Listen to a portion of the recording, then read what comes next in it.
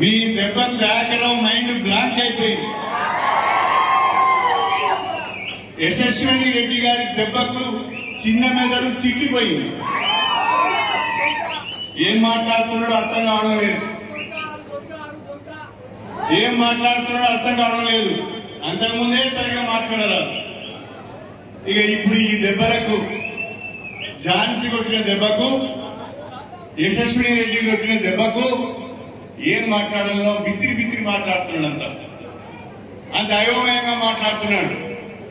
అందుకనే పాలకుర్తి ప్రజలకు, కాంగ్రెస్ పార్టీ కార్యకర్తలకు మీరు ఇచ్చిన తీర్పుకు, మీ అందరి కష్టానికి శిరస్సు వంచి నమస్కారం చేస్తున్నారని చెప్పి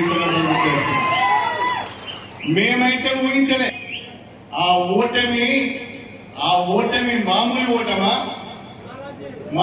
ఓటమా ఆత్మహత్య చేసుకునేంత పరిస్థితి తీసుకొచ్చింది మీరు.